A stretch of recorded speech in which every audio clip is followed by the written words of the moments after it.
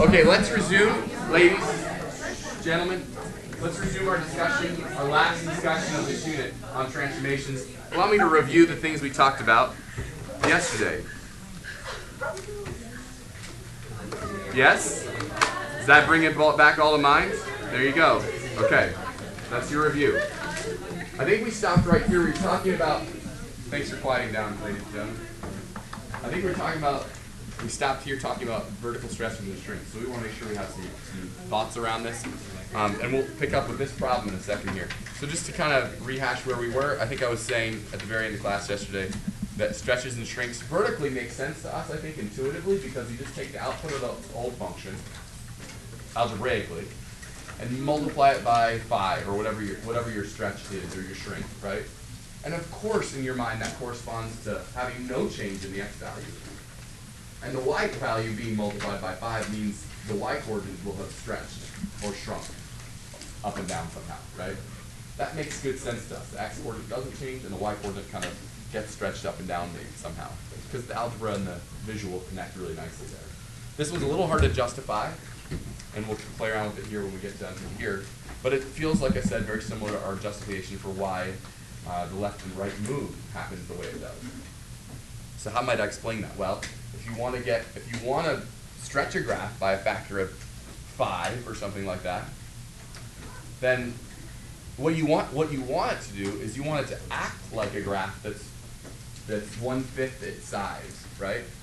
And if you're acting like a graph that's 1/5 your size, horizontally speaking, then I think you're a stretch of that graph by a factor of 5, right? So kind of that reasoning will become clear, I think, especially as we do this problem. So when you're ready, a volunteer, I'll take a volunteer on each of these just to, because it might, I don't know, maybe it's a challenge. I'll take a volunteer on each of these, again, with a function here that we really don't, none of us, I think you and me both, have no idea really what it looks like. We don't have any intuition around this function, which is why I chose it, right? But can we still do the transformations I'm asking, even with this exotic function? You ready to take this, Cassie, for A? Or you can just tell me what's right. Or unless you want to get it. Do you need the exercise? You want to? Yeah, come on up. I don't want to hold you back. Go A. She's going to write her answer to A.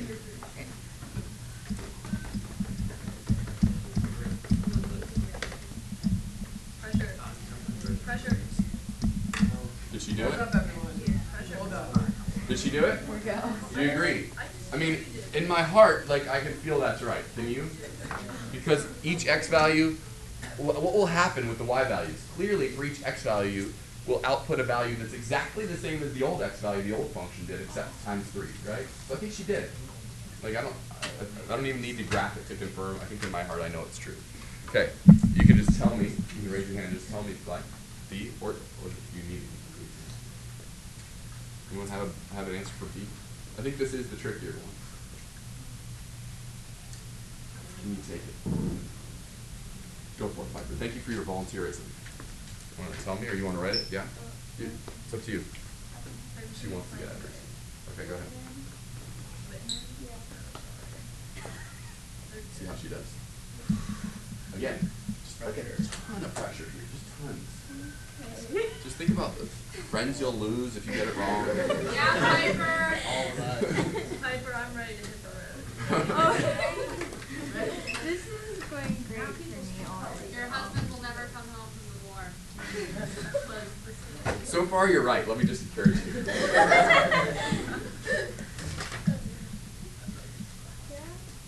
I'm just trying to keep my motivation.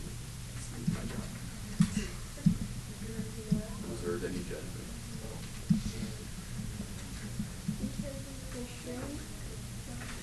Okay. Let's evaluate your work. You can have a seat. Okay. So let's be clear. Let's make sure we understand the goal. What's the goal if we're going to do a horizontal shrink by a factor of 1/2? The goal is, visually to do this, right? The goal should be, though, let's plug in a point, for example. Like, if we plug in 4 into the original graph, you should get some y value, and I don't actually care to compute it, okay? What should be true about this graph should be true about this graph. It should be true that if you plug in what, you get what? Yeah. If you plug in a value that's half as big as So in my case, I plugged in 4 up here. I should be able to plug in 2 and get the exact same y value. Do you agree that that's what success looks like? All right. So if you plug in 4 here, you get something. Do you get the same thing if you plug in 2 down here? Because that's what we just talked about, isn't it? Shouldn't that be what success looks like? If you plug in 4 here, you get the same exact y values if you plug 2 in down here. So tell me, did it work? I don't think so. But we actually do still love this. Okay. All right. As I said, this is a little tricky though. Can someone adjust here?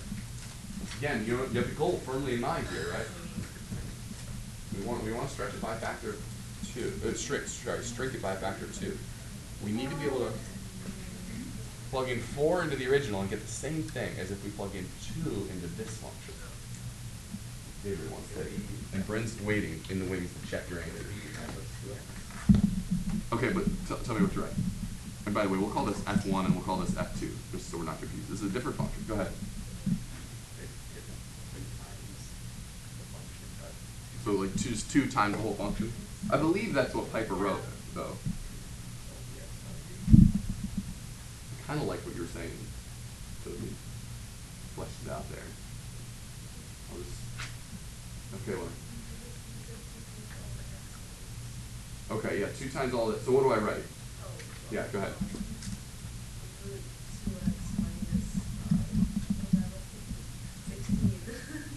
Wait.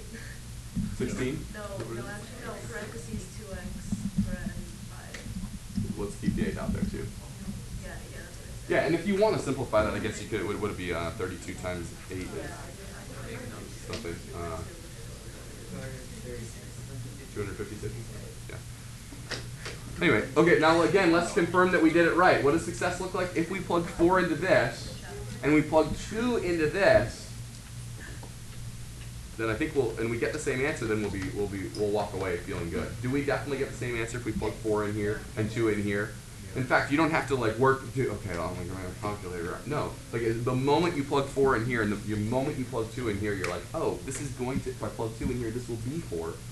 2, for this function, x equals 2, will act like 4. If you're on a function where x equals 2 is acting exactly like a function where where you're outputting the same thing as another function that happens at x equals 4 twice as far away, then what are you? You're a horizontal shrink by a factor of 2 of that function, aren't you? Does the reasoning feel good there? Okay, I just want to make sure you like it. Because, we're here to please. Okay. All right, you had one like this in your homework last night. I like this because, again, it divorces ourselves from an equation completely. Yeah. Okay, so it's like reading the rule of how to write. Oh, yeah. Yeah, does this work? This is from your book, too. Yeah, does this make sense? Horizontal stretch and horizontal shrink. So a shrink by a factor of 1 over c, and c is less than 1. So when you're writing it out, when you say Yeah. So I think the rule works. Let's see here. A shrink by a factor of 1 over c. So what is c here for this function down here?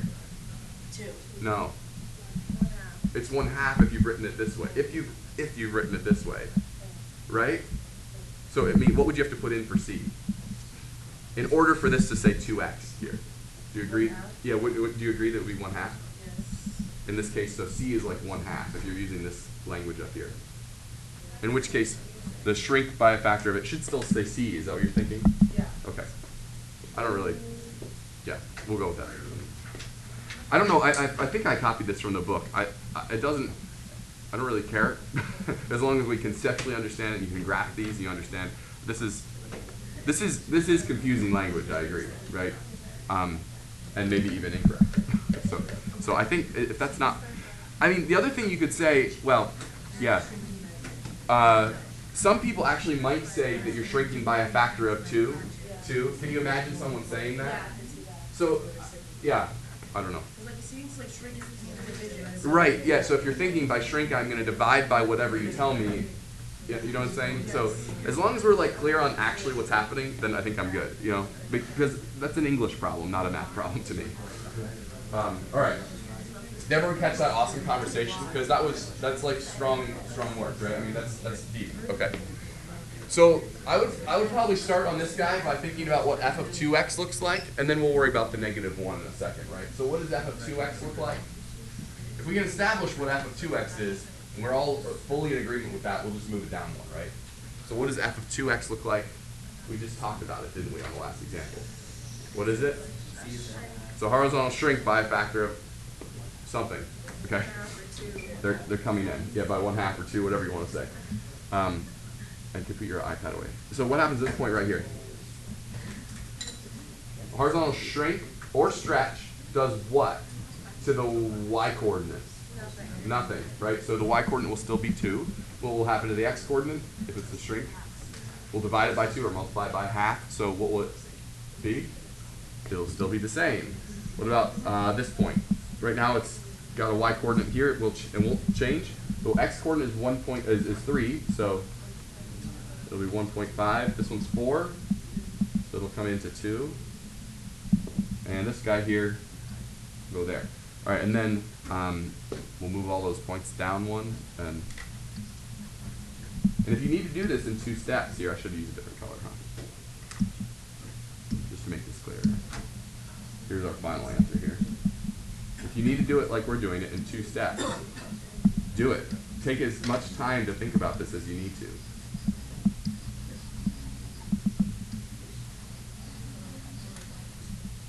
Imagine that I did that correctly. Okay.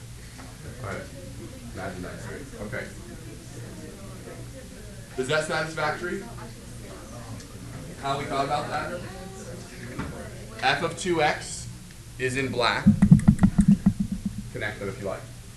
And then f of 2x minus 1 then clearly is that same graph just moved down 1. Okay. I do want to start thinking about order too. Does it matter what order I did those in, right? In this case, doesn't matter. In which cases does it matter what order I do the transformations in? Because it does seem like sometimes it will matter, and I don't know. Sometimes I feel like I have to be really careful about that. Sometimes I don't. I don't know. So we need to start thinking about that. But are we in agreement on this? It definitely looks this way. Okay.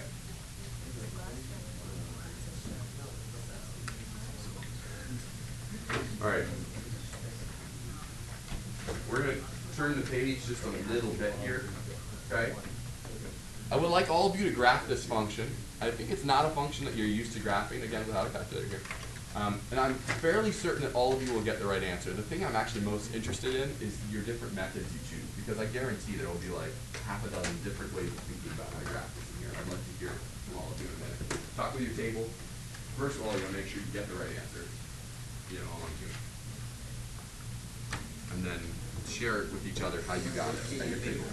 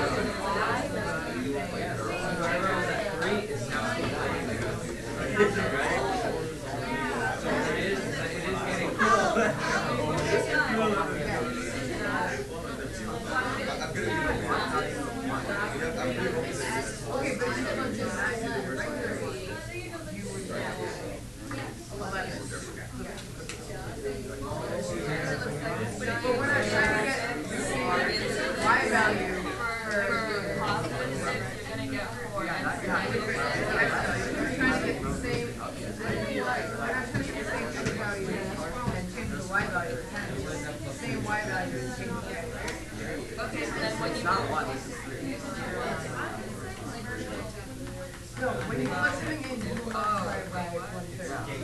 Oh, you put it.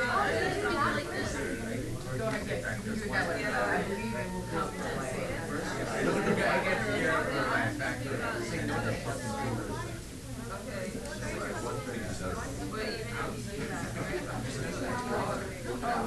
Maybe do it. Wait, no.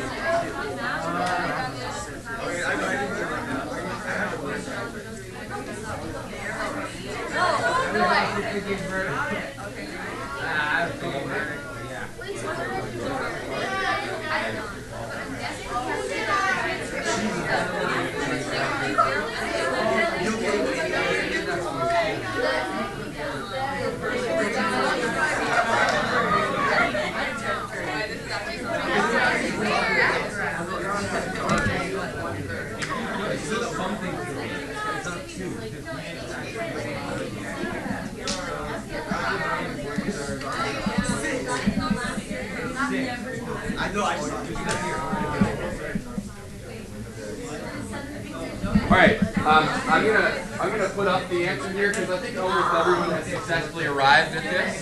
That's not what I'm interested in. I'm interested in hearing about your journey today. Tell me where it took you. Tell me your thoughts about how you generated this. Again, I think, and I'd like to hear from all different tables here. At your table, maybe you had different methods, or because there are lots of beautiful answers to this. Please respect and listen to. We'll start with Cassie. Go ahead. So this is like it's a transformation of absolute value x, vertical or horizontal stretch, and then to the left. So Okay. if you do the absolute value is pointed 0, 0. If you do the dilation first, then it's still at 0, 0, and then you move it to the left to -2, 0. But the correct answer is the vertex at -6, 0. Okay. Which would only make sense if you move it to the left first and then do the dilation.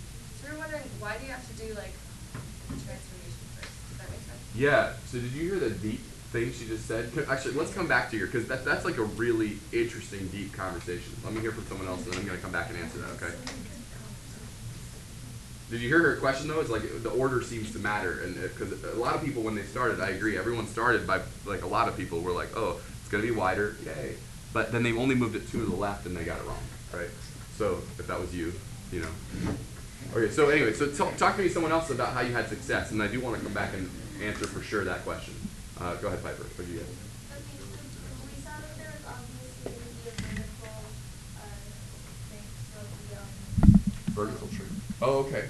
yeah, Okay. so we wanted to like pull that out and like have it in front of the Okay. Okay, I meant wait, Yeah, tell me what you wrote. So we wrote 1/3 and then the absolute value as +6. Because if you just pull it out, then Is that equivalent? Does everyone pause and search your heart? Is that the same thing? All right, so this is interesting. You said this is a vertical shrink by a factor of 3. So is that the same thing for this graph as a horizontal stretch by a factor of 3? For something linear, I think the answer is yes. Just to be clear, that is not always the case. Okay, but for this, I think that's interesting. You can do that. Cool. And then she also did this slick move with the 6, and that might be clear. Then this says to me, I think I hear what you're doing. You're saying I could move this. I could stretch it by a factor of 3 and then move it over by stretch it vertically, or shrink it vertically by a factor of 3 and then move it over 6. I hear what you're saying when you think about it this way. I like that. Okay. Someone else think about it a different way? That was new. My previous class didn't say that. I like that. Yeah. Okay, so I tried looking for the vertex in the equation, but I noticed that like the there wasn't anything added to like change the y value, so I knew that the y value of the vertex had to be 0, and then all I had to do was try and find what made the equation equal to 0. Yeah. So you just like what's the solution to the equation 1/3 x plus 2 equals 0? Like what would make that 0? And she found that it was -6. Great way to do it, right? Just try to work with what you know and get there. Any other thoughts out there? Any other? I mean, it's fine. Those are some good methods. Let me come back to Cassie's method and make sure we understand that there are a couple ways to think about this. By the way, let's just does this work too?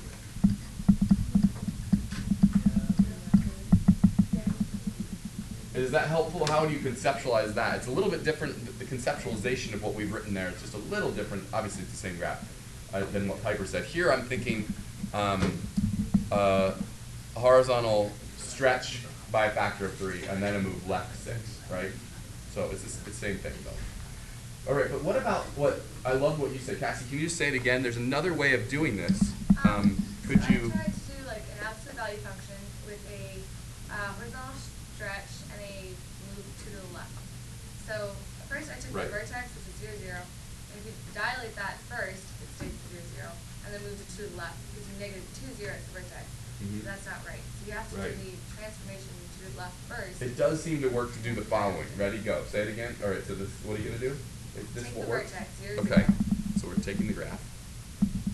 and then move it 2 to the left, and then dilate that in like a horizontal stretch by Are you well catching this? She moved it first to the left, and then like horizontal stretch by 3. and then a horizontal stretch by a factor of 3 does produce this graph. Do you agree?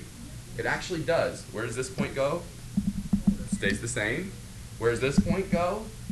And once you're done with this point, I think we'll be convinced. It goes to -6, 0.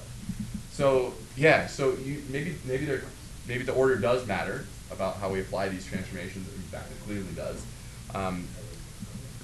Yeah. So what does this graph look like? Let me just make really explicit what she said, and I think as we make this more explicit, you'll see why what she said works. I think we all agree what this looks like, right? What does it do when you replace an x within 1/3 x? What does that do to the graph? To any graph, to any function at all. If you take what you know and replace the x's by a 1/3 x. Isn't that a horizontal stretch by a factor of 3? And the fact that you keep sacred in your mind the vertex is your business. No one considered that sacred until you came along, right? It moves too, right? You take this graph and you do the stretch. Now, what does this one say, though? Here. What does this say? Well, this one says to me, someone did this first and established in their mind what that looks like. Do you agree? What does that look like? Okay, it looks like this, still centered at the origin. And then someone said, okay, now I would like to move it to the left 6. Now, how do I do that? How do I move something to the left 6? And the answer is you replace every x in your equation by x plus 6, don't you? Do you understand how the algebra connects to the reasoning there? Okay, it really does work. And order does matter. Okay, so this we could spend all day here, but we have another one. Okay, there you go. Try that one. You're gonna love this. I'm just gonna tell you right now.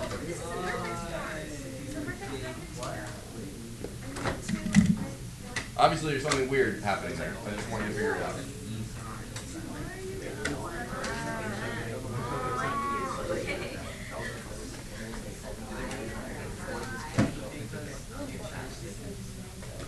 Yeah, what's going on here? This is one where you just gotta find the key. Here, we gotta look at it right away.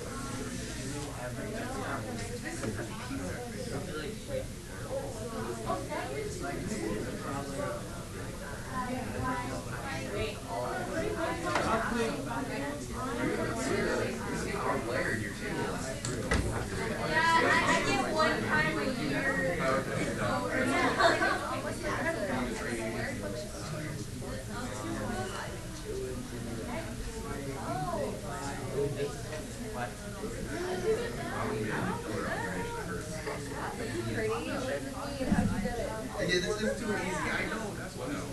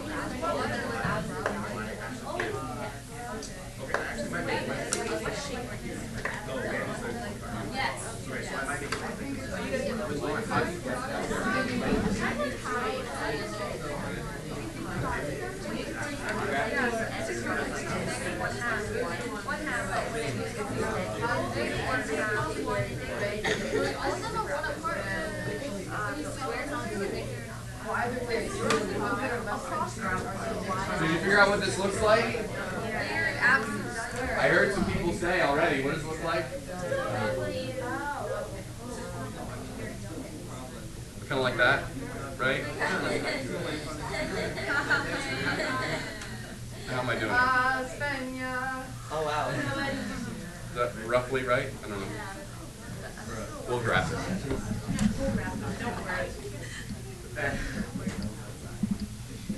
Something like that, right?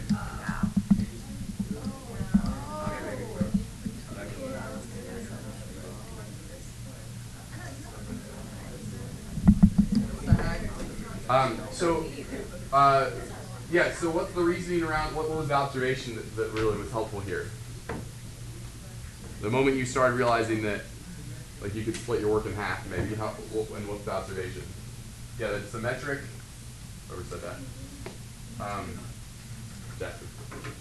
Yeah, that if you plug in 3 and -3, you get the same answer, you know, or any number, and it's opposite. Yeah, what property does this function have? Wait, so it's like you took x squared minus 2 plus like x squared minus, or x minus 2 squared plus 1, Right. But then you just cut it off. Yeah, it's That's like, it. eliminate this side of the graph, copy, paste, right? That's exactly what we did, right? Every time you plug in -3, every time you plug in like a number like -3, this function is like, oh wait, did you say 3? Right? Like every time, right? It's like an obstinate teenager or something. You're like, could you about function, could you evaluate the function please for me at -1? And it's like, oh, did you say 1? Did you want me to plug in 1? I can do that. It's like the even maker, isn't it? No matter, you can do this to any function you like. Take your x's in your function and make absolute value of x, and suddenly you've got this thing happening. It's an even function now, right?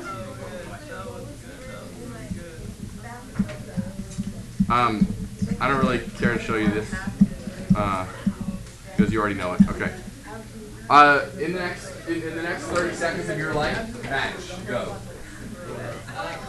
Here's the original function. Which ones of these are which ones? Okay. Figure out what you take.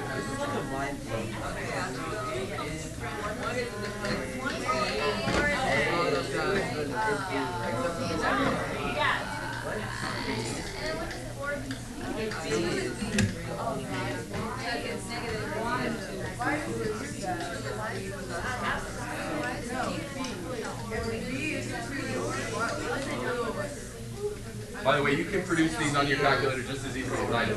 I just graph these on my calculator.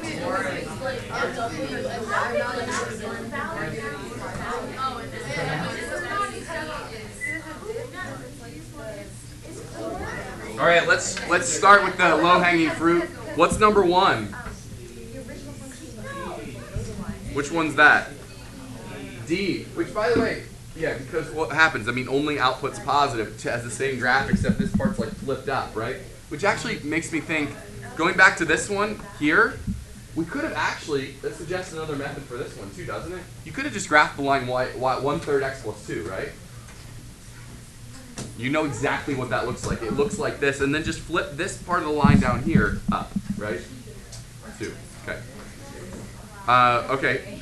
What? Give me another one. What's this one then? Of course. B. That's got to be number 2. Has got to be B. It's just D flipped. What about 3? That's the one we were just talking about, right? It's got to be A, right? And then I guess number 4 is C. I think it makes sense. I have to think about it, but I think it makes sense. Have a great day, guys. Homework 7. Have a wonderful weekend. Reassessment on Monday for those who want it.